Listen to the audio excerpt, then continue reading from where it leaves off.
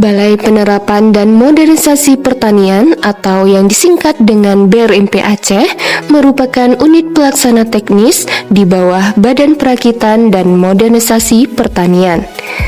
BRMP Aceh menyediakan beragam layanan untuk memastikan produk dan teknologi pertanian memenuhi standar mutu, keamanan, dan keberlanjutan.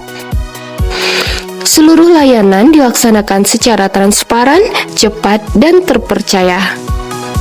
Adapun layanan yang dapat diperoleh di BRMP Aceh adalah 1. Layanan informasi publik yang bisa didapatkan dengan cara datang langsung ke BRMP Aceh atau daring yang dapat diakses melalui laman web di bawah ini.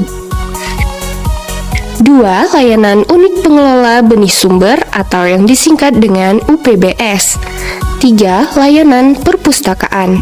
4. Layanan laboratorium pengujian tanah, tanaman, dan pupuk.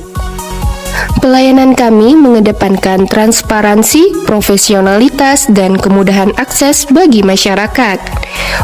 Untuk informasi lebih lanjut, silakan hubungi kami. BRMP Aceh siap melayani sesuai SOP yang berlaku.